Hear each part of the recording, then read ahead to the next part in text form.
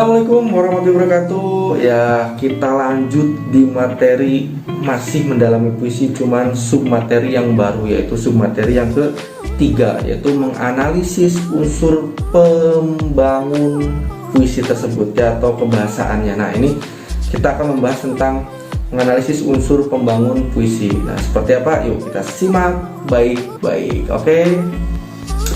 Nah, satu, hal apa sih yang harus kita pelajari dalam menganalisis unsur pembangun puisi adalah menganalisis diksi dalam puisi. Nah, diksi adalah pemilihan kata yang tepat dalam puisi.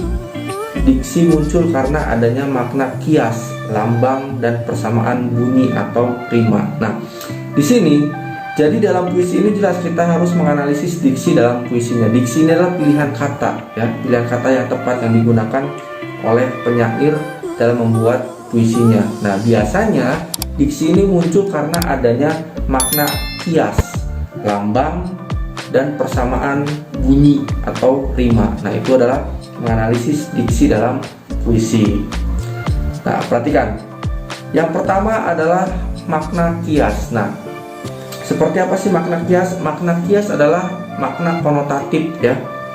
Kalian mungkin pernah diajarkan pada saat SMP ada konotatif, ada denotatif. Nah, kalau misalkan hias ini adalah konotatif, jadi makna yang tidak sebenarnya, makna yang tidak sesungguhnya. Nah, ini adalah makna hias konotatif. Nah, perhatikan contoh puisi yang berjudul Aku nih, karya Chairil Anwar ya. Nah, di sini ada kalimat yaitu apa? Aku ini binatang jalang dari kumpulan yang terbuang. Nah, ini saya garis bawah, jadi saya pakai warna merah ini agar bisa membedakannya. Perhatikan, lari binatang jalang dari kumpulan yang terbuang. Nah, ini dapat diartikan, ini adalah salah satu makna hias ya, yang artinya apa? Orang yang selalu bersikap memberontak ya, memberontak dan berada di luar organisasi formal. Nah, makanya dalam puisi Chairil Anwar yang berjudul Aku ya, aku ini binatang jalang, jadi itu terdapat makna kias atau makna konotatif yang artinya adalah orang yang selalu bersikap berontak dan berada di luar organisasi formal. Nah, itu adalah yang pertama tentang makna hias. Selanjutnya yang kedua ya, yaitu lambang atau simbol. Nah, lambang atau simbol ini yaitu pengganti suatu hal atau benda dengan benda lain, jadi disimbolkan seperti itu ya. Nah, biasanya sering banyak digunakan dalam puisi simbol-simbol itu ya. Nah, ini contohnya adalah dalam puisi karya W.S. Rendra. Di sini ada yang sudah di warna merah yaitu kandang, kata kandang. Nah, kata kandang ini artinya apa? Menjadi simbol, yaitu rumah. Bukan berarti kandang yang sebenarnya ya, seperti hewan kandang ayam, bukan ya. Ini adalah kandang ini menyimbolkan atau melambangkan adalah rumah seperti itu. Nah, ini adalah salah satu bentuk yang terdapat dalam puisi, yaitu lambang atau simbol ya. Nah, selanjutnya adalah persamaan bunyi atau rima. Nah, ini pernah disampaikan oleh guru kalian di SMP dan sering ini ya, kalau misalkan materi puisi ada rima ya, bunyi. Nah, ini persamaan bunyi atau rima. Perhatikan ini langsung contohnya, ada contoh puisi yang berjudul Doa karya Chairil Anwar. Nah, di sini kalian bisa perhatikan huruf-huruf yang sudah diwarnai merah ya. Nah, itu adalah rima ya. Jadi persamaan bunyinya, lihat, perhatikan. U H U K K ya. Nah, ini adalah rimanya ya, rima. Dan apa jenis rima ini? Ada rima sejajar ya berpola A, rima kembar berpola A B B, rima berpeluk berpola A B B A, rima bersilang berpola A B A B. Nah, ini dalam Khairul Anwar ini yang berjudul doa ya, puisinya ini menggunakan rima bersilang A B ya. Nah, dan apa? Ada yang disebut dengan aliterasi, yaitu apa? Yaitu persamaan bunyi konsonan pada setiap kata dalam satu baris. Nah, ini disebutnya aliterasi.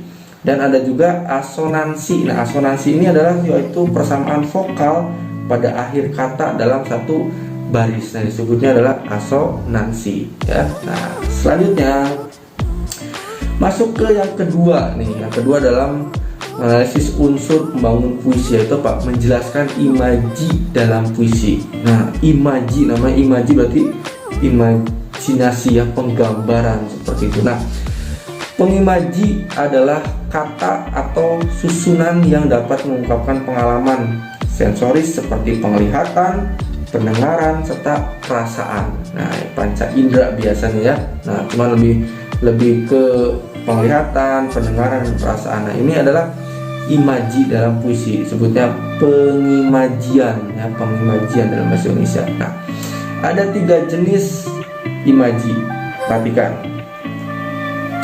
Yang pertama imaji visual. Nah, dimana namanya juga ada visual ya, berarti penglihatan. Nah, pengimajian dengan menggunakan kata-kata yang menggambarkan seolah-olah objek yang diceritakan dapat dilihat. Nah, ini dapat dilihat. Jadi dalam puisi tersebut seolah-olah tokohnya itu atau isi puisi itu seolah-olah melihat. Nah, ini contohnya adalah judul Gadis Peminta-Minta karya Toto ya. Nah, perhatikan nih, setiap kita bertemu, nah otomatis bertemu kan berarti melihat nih kan ya, berpapasan. Nah, itu dia, setiap kita bertemu gadis kecil berkaleng kecil. Nah, ini berarti kan otomatis bisa melihat itu kan ya. Kenapa kau bisa menyebutkan gadis kecil berkaleng kecil? Otomatis dia melihat gadis kecil dan berkaleng kecil. Nah, itu adalah salah satu imaji visual ya. Nah, itu contohnya. Oke. Selanjutnya yang berikutnya yang kedua yaitu imaji auditif.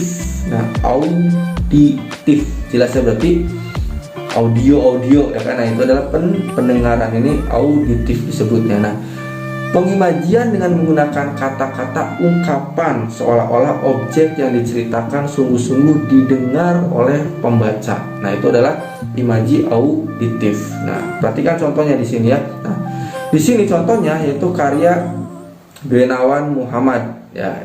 Perhatikan nih. Ia dengar kepak sayap kelelawar. Ia dengar, berarti kan emang mendengar dia. Nah, seperti itu ya, kepak sayap kelelawar. Guyur sisa hujan dari daun karena angin pada kemuning. Nah, ia dengar resah tuh.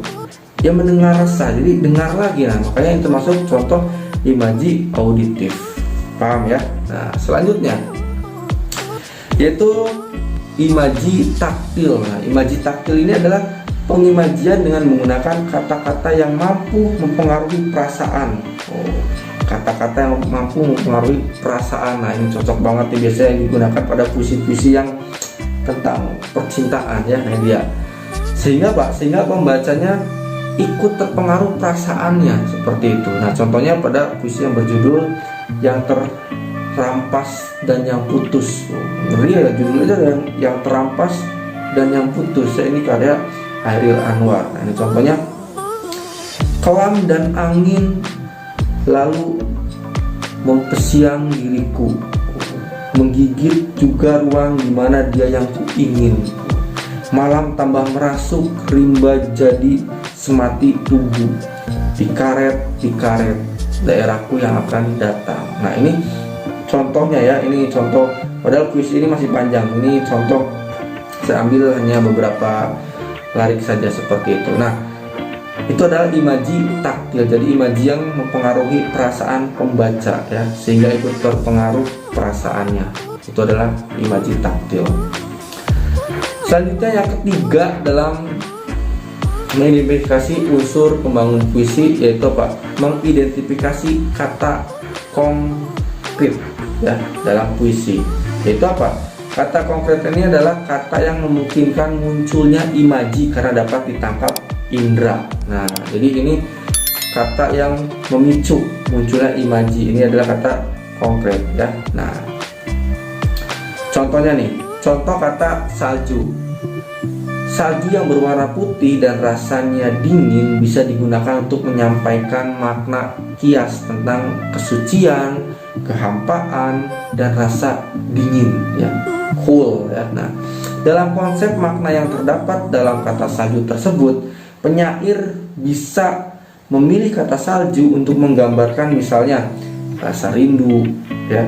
Rindu hanya tumbuh pada seseorang yang cintanya suci, tetapi menimbulkan kesedihan di hati yang mengalaminya. Aduh, ini kan ya, ini contoh kata konkretnya. Jadi sangat digunakan oleh penyair untuk jelas, untuk memberikan kesan yang sangat mendalam dalam puisinya. Itu dia ya. Lalu yang keempat yaitu menjelaskan rima atau ritme dalam puisi. Nah, rima persajakan yang tadi ya, A A A A A B A B A B B A. Nah, seperti itu adalah persajakan. Rima ya adalah bunyi-bunyi yang ditimbulkan oleh huruf atau kata-kata dalam larik dan baitnya. Sementara itu irama, ritme ya, irama, ritme ya adalah pergantian tinggi rendah, panjang pendek, keras lembut ucapan bunyi ya. Nah, ini kalau ritme intonasi masuk ke dalam situ ya, karena adanya keras lembut ya pengucapannya ini, terus tinggi rendahnya, panjang pendeknya itu masuk ke dalam ritme. Timbulnya irama disebabkan oleh perulangan bunyi secara berturut-turut dan bervariasi. Nah, ini menjelaskan rima atau ritme dalam puisi. Paham ya? Perhatikan contoh analisis rima atau ritme berikut ini. Nah, di sini ada contoh puisi yang berjudul Menyesal karya Ali. Perhatikan, pagiku hilang. Pagiku hilang itu ada tanda lagi ya yang sudah diedit, dijeda, sudah melayang. Hari mudaku telah pergi, kini petang datang membayang. Batang usiaku sudah tinggi. Nah, ini adalah contoh puisinya ya, yang analisis rima atau ritme. Selanjutnya, nah berdasarkan jenis bunyi yang diulang, ada 8 jenis rima yaitu sebagai berikut. Yang pertama, rima sempurna, rima tak sempurna, rima mutlak, rima terbuka, rima tertutup ya, rima aliterasi, rima asonansi, dan rima disonansi. Nah, ini silakan kalian bisa pahami ya. Di sini sudah saya jelaskan tadi di awal tentang rima. Nah, ini adalah 8 jenis rimanya ya, dan biasa digunakan dalam puisi.